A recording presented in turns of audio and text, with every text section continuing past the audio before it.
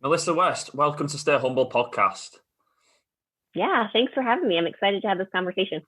Yeah, I am too. And how are you feeling today as well, can I ask? Yeah, I am doing really well. The weather is warming up here and the snow is melting and the sun is shining. So that always makes me feel better. Oh, that's nice to hear that. And to be honest, in the UK, is the there's a lot more brighter days than has been happening. Obviously, we've been going through like a fair lockdown, so it's been quite a depressing time for people. So hopefully, like the brighter days are coming. And I just wanted you, just for my like the listeners and viewers, just to give a bit of a background about yourself and how you became a life coach. Yeah. Yeah. So currently I help women and those who are living in fear to overcome self doubt, gain confidence and self worth so they can live boldly. And that all came from my journey. I was born and raised in a cult here in the US.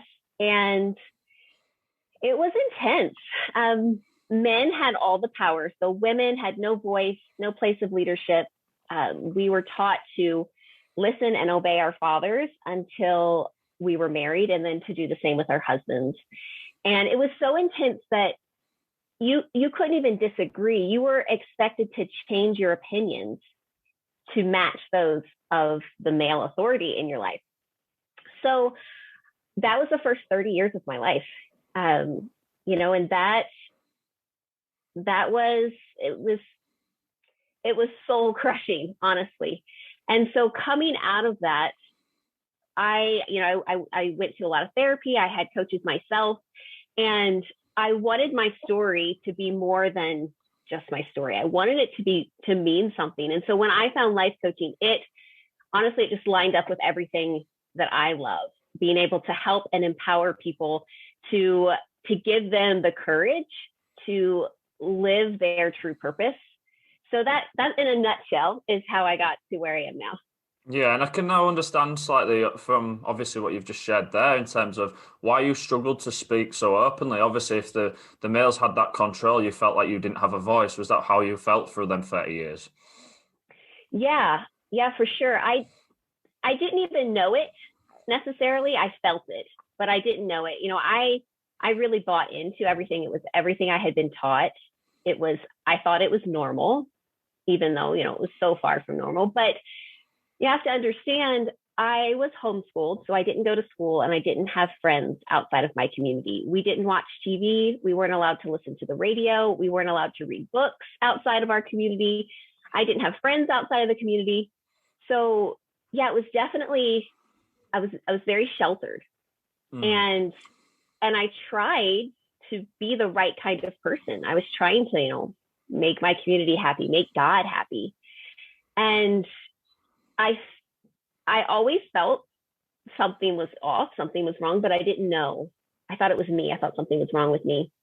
And when I met somebody, I met a friend online, which was kind of a secret because you weren't really supposed to meet friends outside Of course. unless you were trying to get them into the group. And she would just say whatever she thought and do whatever she thought. And I had never seen boldness like that, especially in a woman.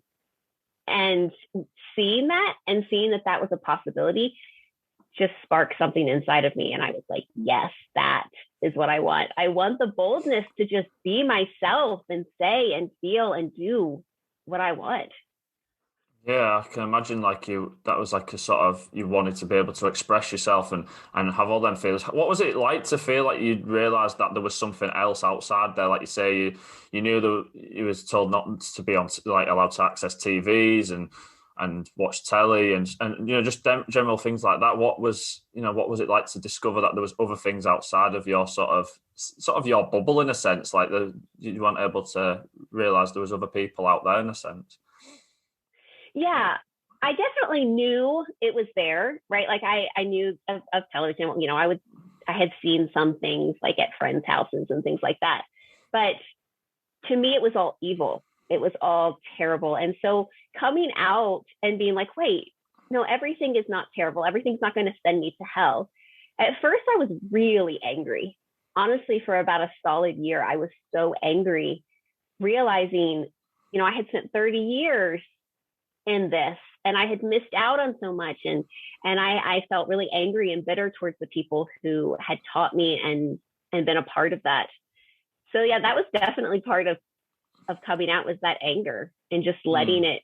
It was also the first time I let myself feel, because for so long we were told to be happy and to obey. Like those were the two things you were allowed to do. And so when I was coming out, it was messy. I just let myself be angry, and I just like made space for those feelings. It was cathartic. I can imagine it was for you. So when was that moment for you where you just said, "Look, no more lying anymore. I don't want to be part of this." When was that moment for yourself when you felt, "Look, I don't want to be. This isn't my life that I want to live"? Yeah, it was a process. It was over about 2 years actually. And I can definitely look back and pinpoint different moments that were really big for me. I remember we were traveling one time, and my husband and my kids and we were still going to the same type of group, just in a different area. And I remember being so tired, like physically, emotionally, mentally exhausted.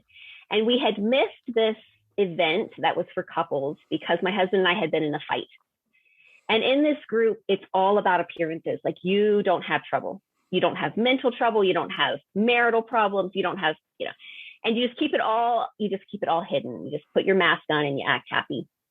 And I remember showing up to this church the next day and saying to my husband in the car, I'm done lying. I can't do this anymore. I cannot keep lying. I said, I'm going to go in there and I'm going to tell the truth. And he was like, okay. Like, I don't care. So we went in and somebody was like, hey, where were you last week? Or the day before, actually. And I was like, yeah, we were in a fight. I couldn't, we just couldn't come. And I remember I was like, oh my goodness, I didn't die. Like, I told the truth and I didn't die. And I left that day and I was like, all right, I'm done lying. And I just kind of took on this like radical honesty challenge for myself.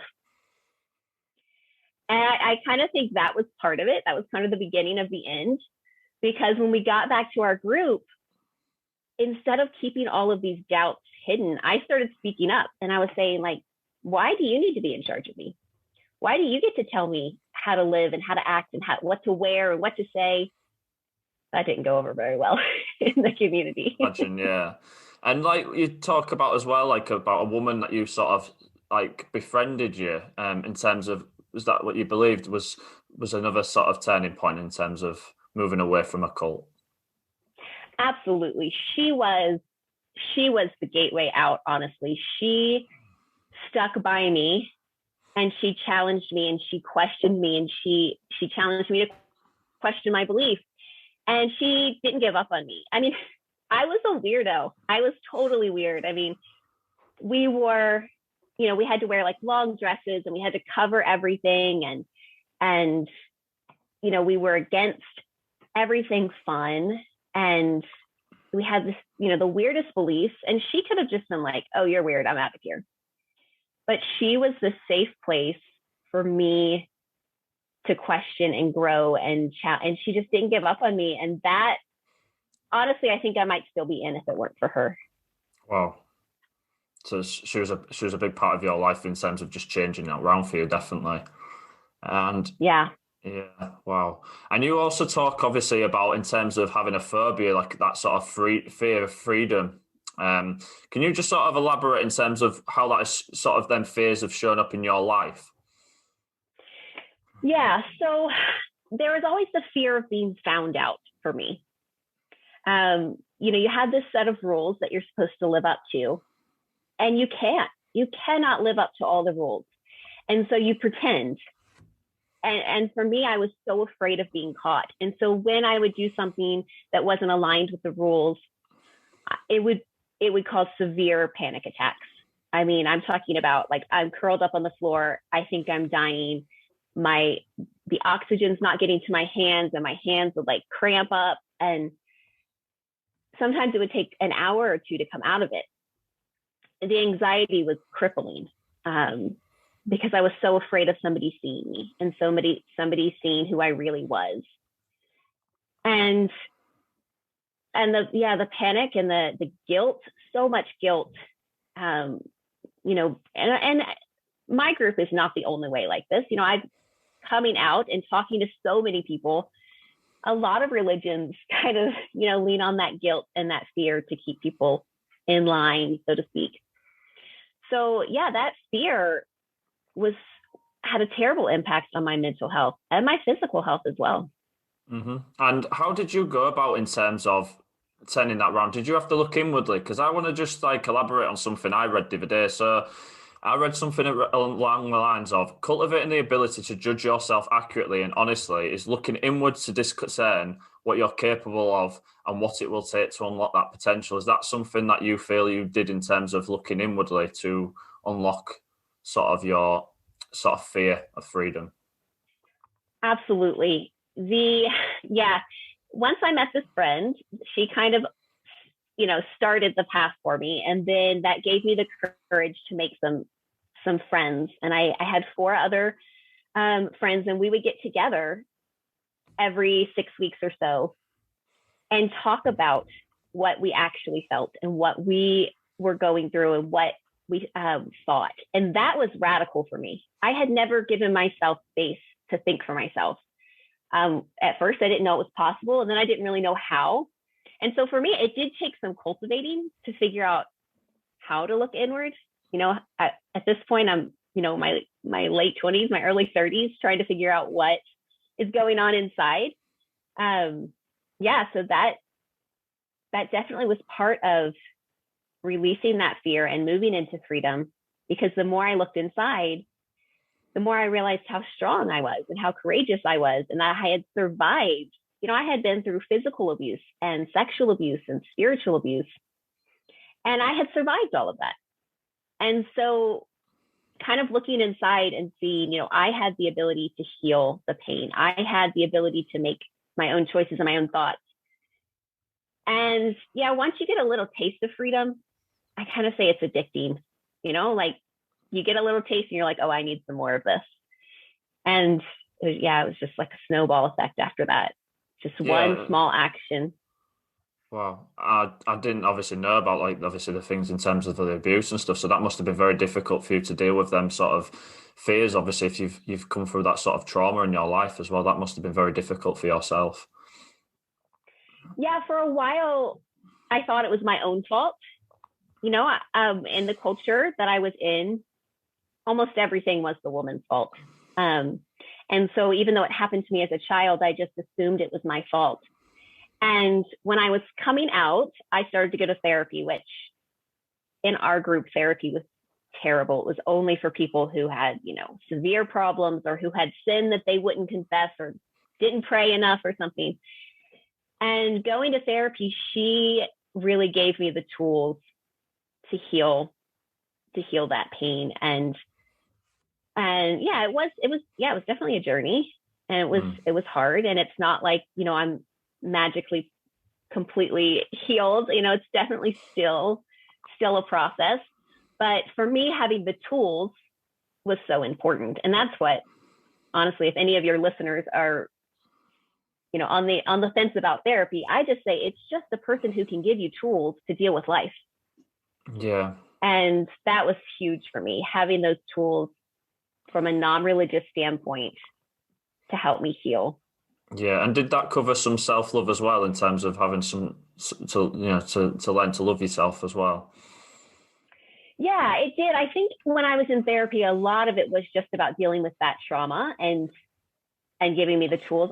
After that, I went through coaching, and that really gave me the tools to love myself. There was so much shame and guilt built around my religion, about my body, about my sexuality, about my thoughts, about my feminine power. And so it was definitely a process to learn to love myself, to accept myself. It was worth it. It was worth all the work. I can imagine it was a big thing. And do you feel like in terms of like fear of freedom, is it more self-imposed, or are they sort of like you sort of necessary, like are we as free as we think we are, or do we create sort of boundaries to ourselves in terms of our freedoms? For me, it was a little different, right? So growing up, I didn't have freedom. No. I didn't have freedom and I didn't know it. And even as an adult, I didn't know I had freedom. And I definitely created those boundaries for myself as an adult. But at the same time, I don't know that we can.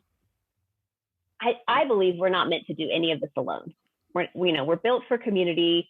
We were a tribal people from the beginning, and now we're very isolated. We're very insular, and I do think we need the support. We need somebody to give us some tools. And at Yeah. that point, once you know better, yeah, I think a lot of that at this point, I see my mindset can keep me trapped. But I have the tools to break through. And I think if you don't have the tools, you know, I don't know how you would figure out that there is freedom. So I think it's both. I think you need community. I think you need support. And then once you have those tools, then you really have the ability to create that freedom for yourself. Yeah, I would certainly agree in terms of like the situation at the moment in the last year, because people have gone from having all the freedom in the world to having that literally took away like overnight, like just literally like just gone in terms of sort of certainly in the UK.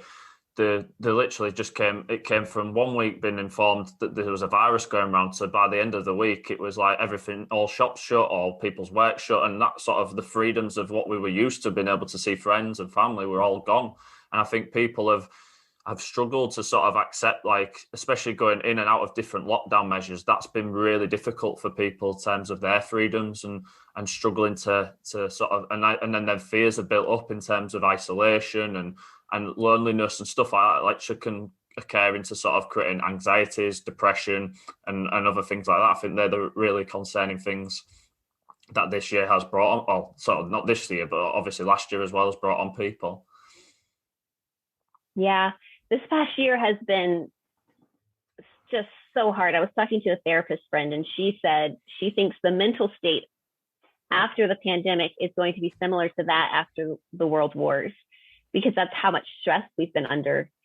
And yeah, the isolation is, I mean, it's no joke. It's intense. And I've definitely seen my anxiety flare during this last year. And, the depression. And we're not built for unknowns. Our brain does not like the unknown. And we are stuck in this unknown. We don't know when it's going to end. We don't know what's going to happen. And for me, what I have found that has really helped is creating consistent meditation time and being in control of my breathing. I remember my brother, he was in the Army and I was getting married. And the day before I was really nervous.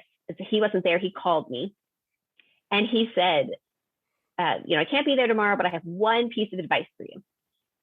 Take a deep breath. You can control your breathing. You can't control anything else. And that's stuck with me now for 15 years almost.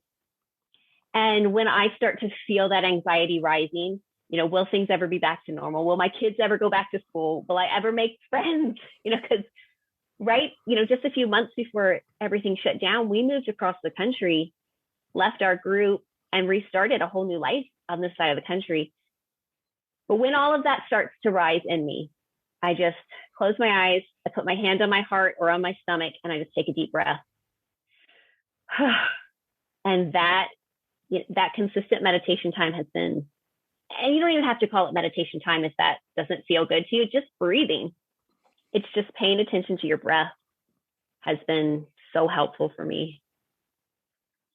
Breathwork is certainly something that I would advocate, and I think it's something that more people have probably become more aware of. I think a lot of obviously podcasts and more well-known people are advocating breathwork, and I certainly think it's something that people should maybe just look at doing when they, like you say, suffer, like talking about panic attacks and anxiety, stuff like that. Just take a breath, and then maybe just, like you said, being able to control that, I think is a really, really good piece of advice. And what advice as well would you suggest to people in terms of building or gaining confidence? Yeah. Oh, this is my favorite topic.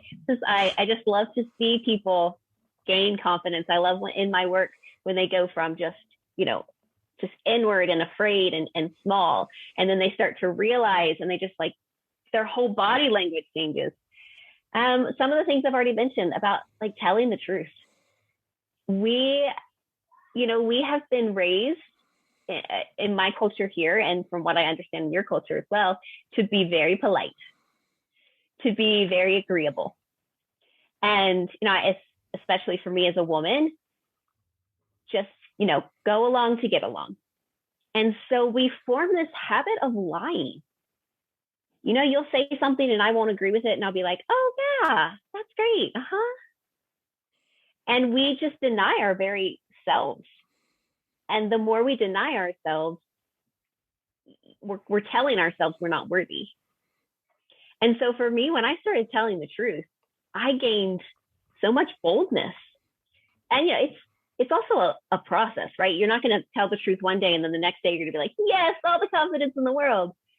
But I just say, like, take one step at a time. And then, like I had my friends and I had that support group. I think having at least one really good friend or a group where you can be honest, a judgment-free space. For me, it was that friend. And then I had an online Facebook group. And, I've been in Facebook groups that are not healthy, but this one really was. It was really, it had everything from devout Christians to Wiccans to atheists, moms who were against this and for that. But it was a non-judgmental space. It was the first time, honestly, in my life I had seen something like that, especially coming from, my past. And so I think having that support, even if it's just one person, telling the truth, those are both really great starting places for honoring who you are and figuring out what you want to say and gaining that confidence. Yeah, I think just being able to surround yourself around people like in accountability groups or in your tribes and stuff, to have that honesty and not be lying about things, I think that's a really good step in terms of having the right people around you that are going to be honest and open with you and tell you the truth. I think they are really important. And you also have a confidence, is it a newsletter or is it like a leaflet in terms on your website for people that they can access in terms of finding ways of gaining confidence? Yeah, so on my website, I have a guide. It's the 5 steps I use to gain confidence, to live boldly. And, they're really easy steps. And it's just a starting place. And it's free. You can get it on my website.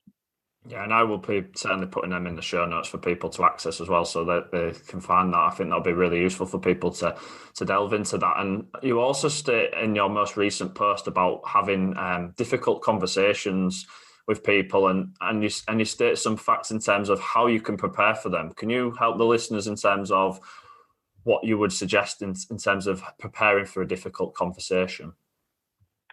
Yeah, so in preparation, I've been on a few podcasts in the last week, and I knew some people in my family were going to hear them, and that might be really hard for them. And I hadn't really fully explained to them where I am now. And so I had to have some conversations that it honestly was one of the hardest conversations I've had in my life. And I had been putting it off for 3 years. And so I just listed, a few things that helped me. The first thing was I let the person know so that they didn't feel ambushed with this conversation. I just sent them an email that said, hey, can you talk this weekend about, XYZ? And then before I went into that conversation, I wrote down everything I was feeling. I was afraid that I was going to be rejected. I was afraid they would no longer talk to me. I was afraid I would hurt them. Everything I was feeling in my body, all my thoughts, I wrote it all down. It was like 6 pages, and I just, let it flow. I was just writing. It wasn't, proper grammar or anything like that. And that helped me diffuse my own feelings a little bit. So going into this conversation, I didn't feel so charged and so anxious. Mm. And then another thing I did was I asked myself, what do I want out of this conversation? What is the point of this? What do I want? And how do I want it to end? And that gave me some guidance within the conversation so that I didn't just go in, say these hard things, and then not know what to do. So for me, I knew I wanted to say a few things. I wanted to ask them if they still wanted a relationship with me. And then I wanted to set some boundaries. And because I thought through that before the conversation, I felt I actually was able to do those. It gave me a little bit of power rather than feeling scared and powerless. Now, I was still scared, but I didn't feel powerless. And then after the conversation, I was very depleted. I was exhausted. I was shaky because this person means a lot to me. And that conversation was really difficult. So I had set some things up to take care of myself. I went home and took a nap. And then I am a big advocate of dancing stress out of your body. I am not a great dancer. I'm like a 35-year-old white mom dancer, if that tells you anything. I also wasn't allowed to dance or anything growing up. So I lock my door and I turn on some music and I just move my body in whatever way it wants. And that helps me literally shake out the trauma, shake out the anxiety and the fear from my body. Yeah, so those are some of the things I used this last week. So I wanted to ask, in terms of preparing for that sort of situation, did it go how you wanted it to go? Or did you sort of it not go as you had planned in terms of the conversation? Yeah, so before going into the conversation, I did write down kind of the worst case scenario. Yeah. You know, what if they didn't accept me? What if they didn't want to have a relationship with me? And that helped me prepare. You know, I had to ask myself, if I have this conversation and I lose this relationship, am I okay with that? And for me, I needed to have this conversation. So I think preparing yourself both ways, you know, best case scenario, worst case scenario, kind of helps you face what it could be. And then, you know, for me, it did end up being a good conversation, and we set some boundaries about the things we would and wouldn't talk about and how we would interact with each other. But, you know, and the self-care and the exhaustion afterwards was because I didn't know how it was going to go. I didn't know if it was going to go great or if I was going to lose this really, really important relationship. So I think the writing down beforehand was really important for me to be able to kind of judge whether I wanted to have this conversation, and if it was going to go badly, was I going to be able to accept that? Yeah. And I think if it had gone badly, I wouldn't have felt railroaded or surprised because I had thought through that. Mm. And was it a weight off your shoulders after that conversation? Oh, yes. So much so. I mean, I had been afraid of having this conversation because I didn't want to lose this relationship for 3 years. That is so much weight to carry. And afterwards, yes, I was tired. Yes, I was exhausted. But honestly, my whole energy, my whole body felt lighter. I drove home and I sent some messages to some friends and I was like, I did it. I feel so light.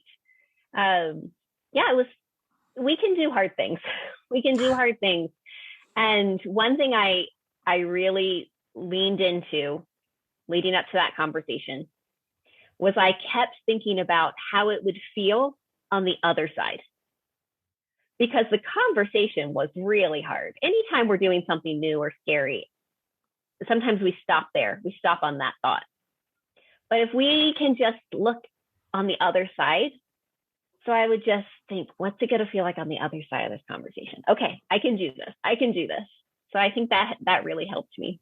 Yeah. And now I wanted to just touch on, in terms of you being a life coach and the programs that you are delivering to help women. I didn't know if you wanted to just talk about, like, obviously what the life coaching programs that you do online and other things.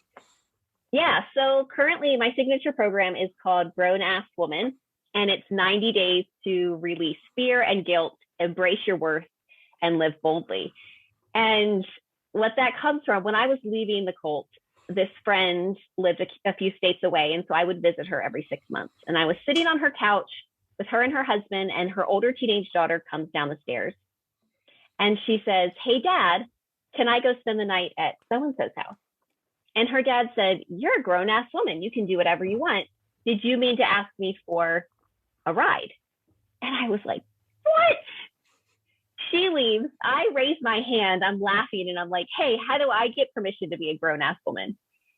And, the more I share my story, I have, kind of a crazy story. Most people don't come out of a cult, but I have found so many people feel like they're living in fear.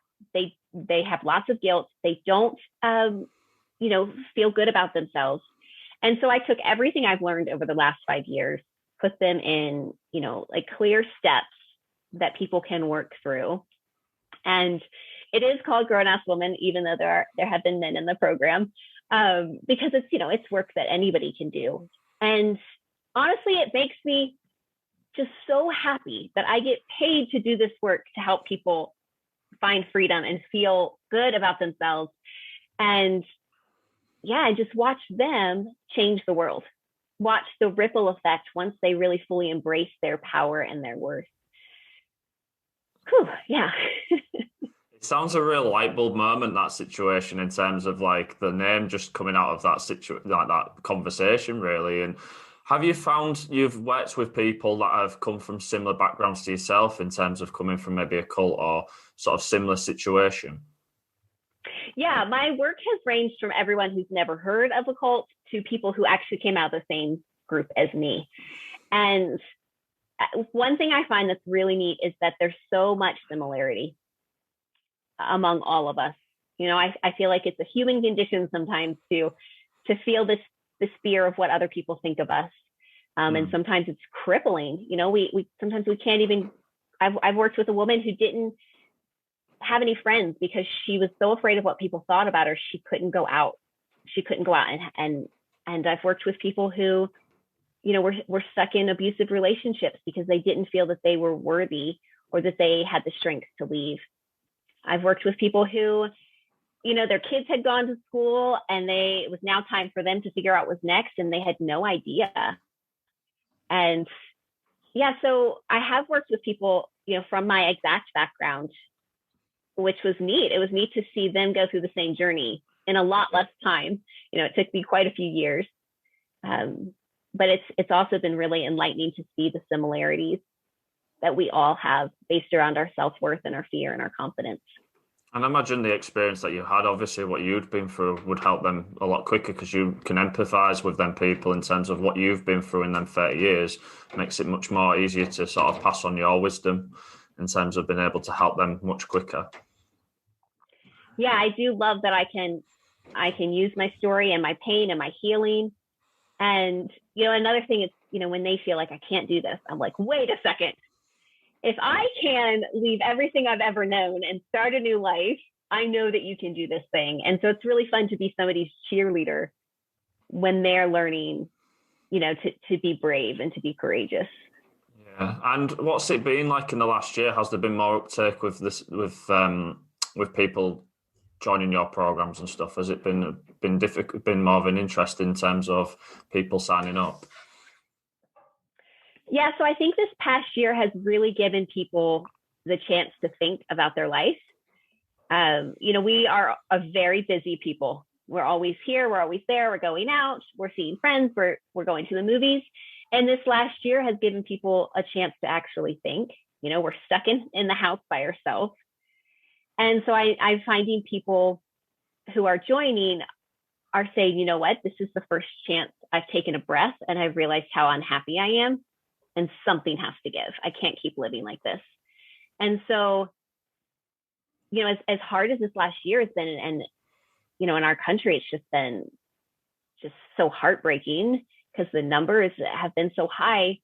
At the same time, people being by themselves, they're thinking and they're doing that introspection and they're realizing this is not okay. I can't live like this. I can't live like somebody else wants me to. I've got to figure out how I want to live. Yeah. And so that's been really neat to see that. Yeah, I can imagine it's been very interesting. Like I say, people have had a lot more time for that sort of opportunity because obviously a lot of people were working sort of a world where everything was just going at a fast pace and this opportunity has been able to slow everything down and sort of have that opportunity to reflect, I guess. And that's obviously where they've been able to reach out towards you for that help as well. Yeah. The self-reflection, we talked about that a little bit earlier. It's so important. And even when I have something, like this conversation that I needed to have a couple weeks before it, I found myself just being so busy so I wouldn't have to think about it, which is not great for your mental health, Yeah, so that time to think is really important. And what advice would you give to people, obviously dealing with their emotions during lockdowns and stuff? I mean, in the UK, hopefully we're starting to get into sort of lessened lockdowns, but what do you feel like in terms of the emotions that you could advise people how to deal with them? Yeah, to have somebody to call, if you don't, I think is so important. It can get emotionally really dark when you're by yourself. And so to have somebody to call, to kind of release that pressure, to say what you're going through, they can talk you through, just to have that connection, even if it's through a screen. I think that's really important. That's really been helpful for me. I have a coach that I love coaching so much. I have my own coach, and I'll call her when I'm feeling, really struggling. And then, I talked about breathing. That has helped me so much. And dancing, it releases it from your body, but it also raises your mental clarity and makes you happier. So I always try to just turn some music on when I'm feeling really down. And, I know like taking walks, everyone says that, but that wasn't, I don't know, it wasn't fun enough for me. So I went and got an electric bike. So that's been really fun, like to make getting outside fun has been a good, has been really helpful for me. I think them tips in terms of dealing with your emotions will help people. And like I say, I'm hoping with where things are moving, hopefully we are going to move out of this sort of restrictive period, and hopefully, like I say, with the brighter weather and warmer weather, then this will hopefully make things easier for people. And I'd like to ask a couple more, like final questions. And the first one I'd Sure. like to ask you is, what does it mean to be human? Oh, that's a deep question. Mm-hmm. What does it mean to be human? To me, it means to feel. I feel like when I get in touch with how my body is feeling, not just the words, but the actual feelings in my body, that's when I feel so connected to my body. That's when I feel human. Yeah.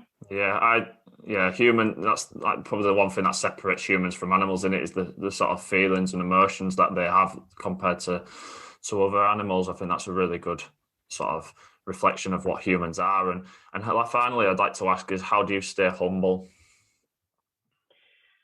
How do I stay humble? I stay humble by being in relationships and staying a beginner in those relationships. So for me, growing up in this cult, we had the best way, we had the right way, we had the only way. And when coming out of that, I realized there are so many ways. There are so many truths.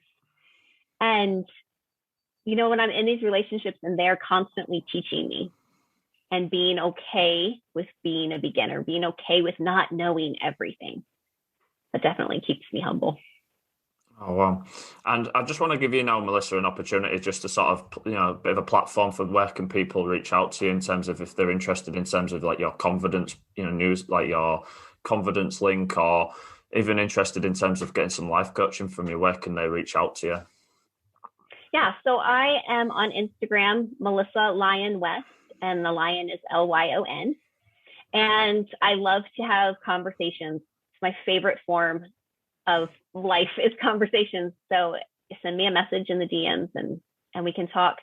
My website, Melissa Lyon West, has that free confidence guide and more information on my Grown Ass Woman 90-day program. That's awesome. And I will be putting them in the podcast notes. And I just want to thank you for, giving us this conversation in terms of how you've kind of overcome being in part of like a cult and to becoming like your own independent woman, like you say, your grown house woman, and sort of becoming, just sort of being able to help other people. I think it's such an inspiring story, and, it's been really interesting to listen to that. So thank you for giving me your time, and thank you for this conversation. For sure. Thank you so much for having me.